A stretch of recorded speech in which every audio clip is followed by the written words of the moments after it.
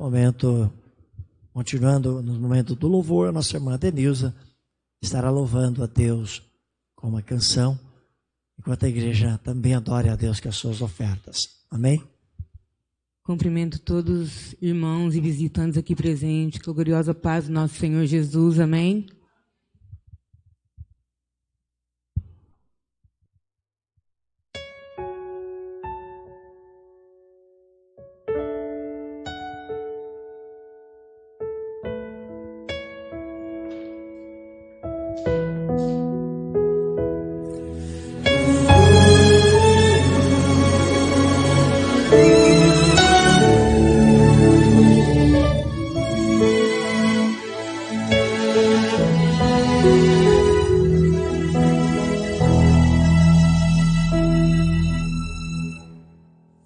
Sempre que eu leio a história de Cristo, eu fico a pensar com grande emoção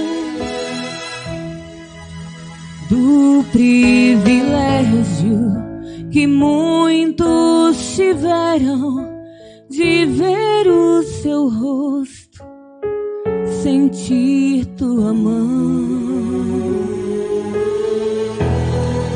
Eu também teria a mesma alegria de vê-lo bem perto, bem juntinho a mim, e olhar em seus olhos serenos e meigos. Oh, como eu seria tão feliz assim. Queria saber como era o seu rosto, embora eu sinta que era muito lindo, inspirava fé e também confiança, e dava a todos um gozo infindo. Ao ver as gravuras do quadro pintado, daquilo que dizem ser o meu Senhor, meu ser não aceita o que está na tela, é falsa inspiração do pintor. Não creio num Cristo vencido, cheio de amargura, semblante de dor. Eu creio num Cristo de rosto alegre, eu creio num Cristo que é vencedor. E um dia eu também o verei face a face, e assim eu creio.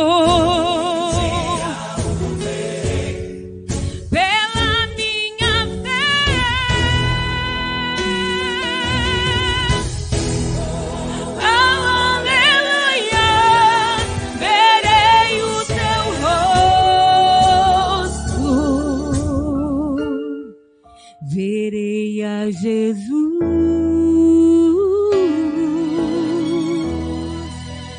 como Ele é. Oh, aleluia, verei o Teu rosto, verei a Jesus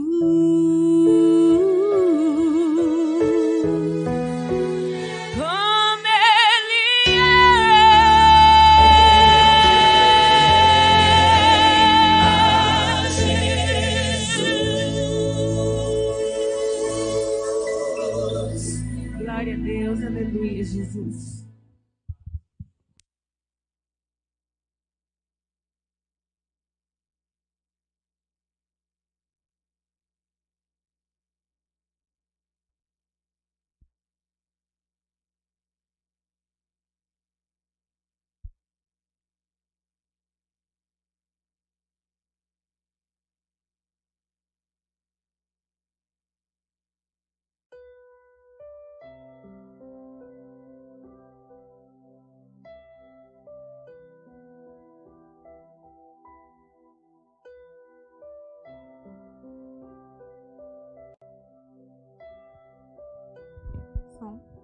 Paz do Senhor, irmãos.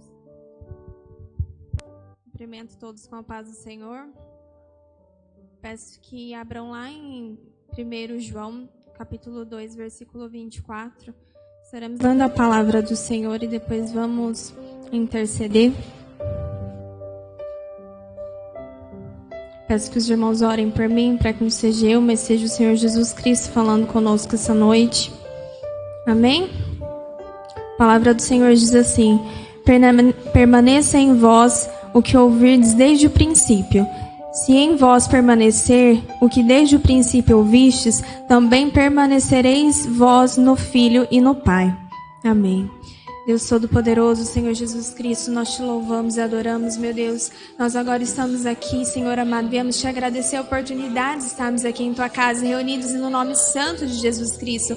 Agora, Senhor amado, eu entrego minha vida em tuas mãos, Senhor amado. Peço que não seja eu, mas seja o Senhor Jesus Cristo falando com cada um de nós, quebrando os nossos corações, Pai querido, para que a tua palavra entre e faça morada, para que produza mudança, Senhor amado, e possamos ser melhores a cada dia, segundo o desejo do teu coração, Senhor Jesus Cristo. Deus, esteja aqui conosco, que possamos fortemente sentir tua presença, para a glória do teu nome, meu Deus, em nome de Jesus Cristo te pedimos. Amém, Senhor amado.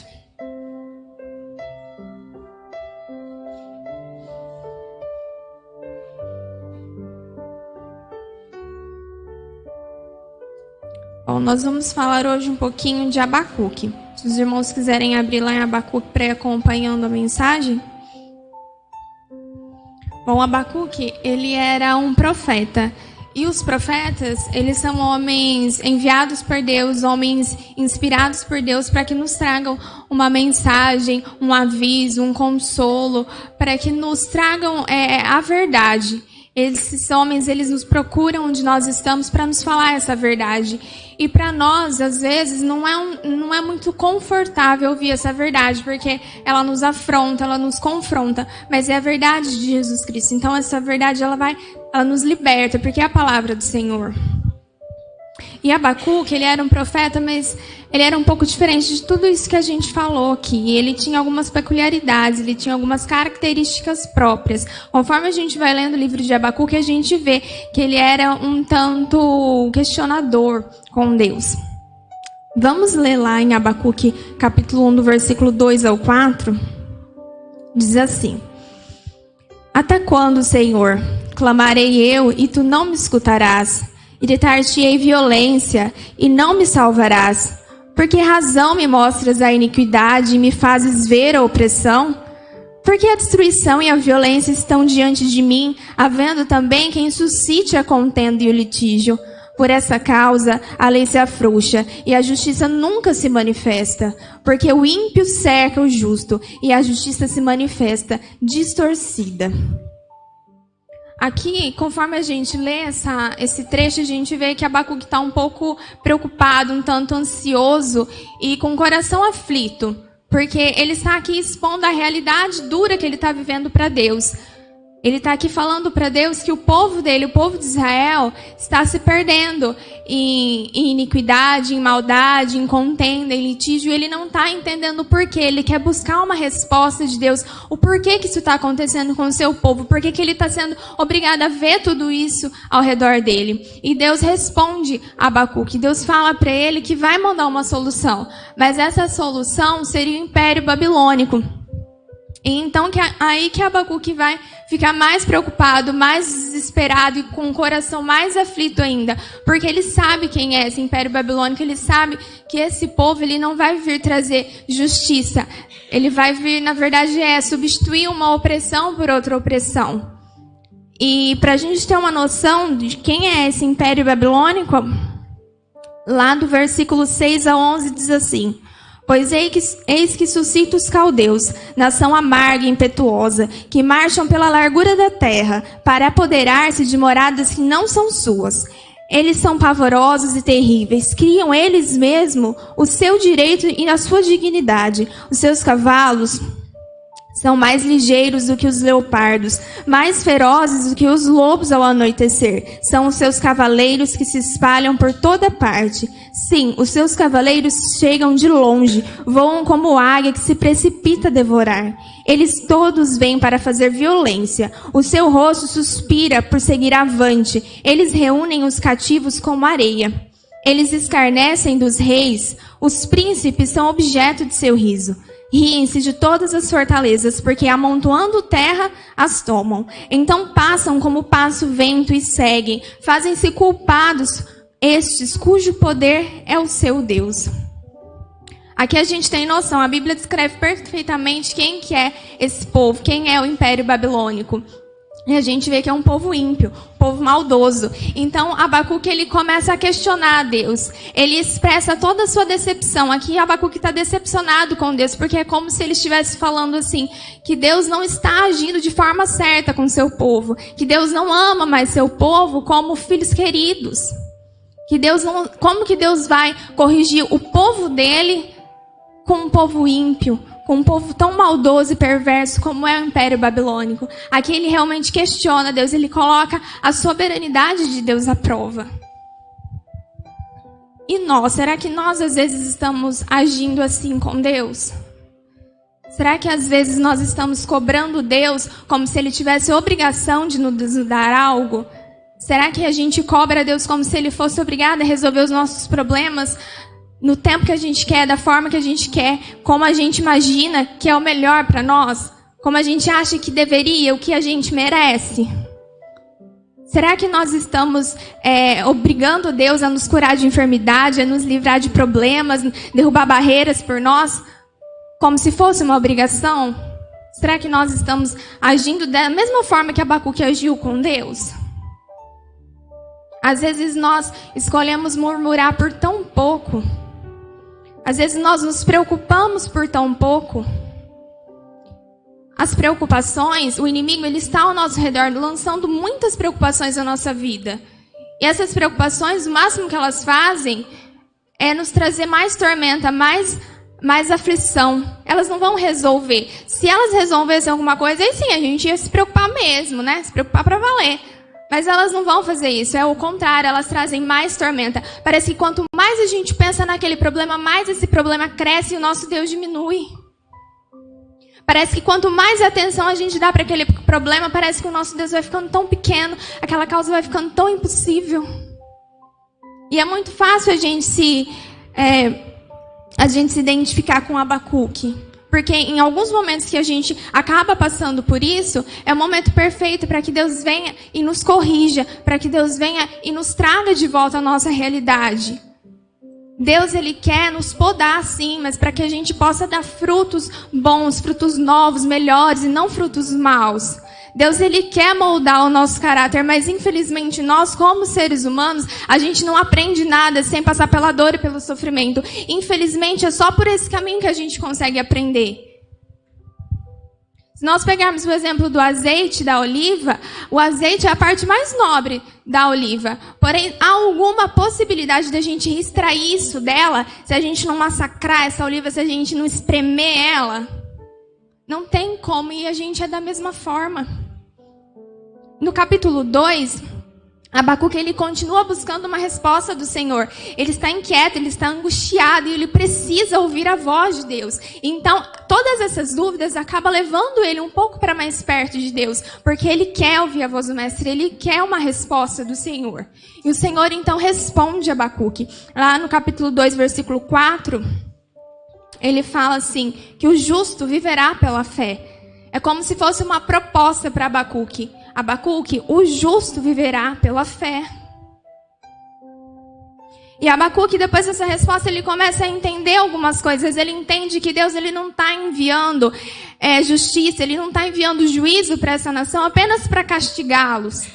Não, ele entende que Deus quer peneirar esse povo, que Deus quer levantar, que Deus quer mostrar a diferença da injustiça para a justiça, do certo para o errado, que Deus quer forjar um povo santo, um povo preparado, um povo fortalecido, um povo para a glória dele. Mesmo que por uma forma tão difícil como o Império Babilônico, como pessoas que são ímpias, mesmo assim Deus quer nos forjar santos, povo pronto e preparado para a obra, para a guerra dele.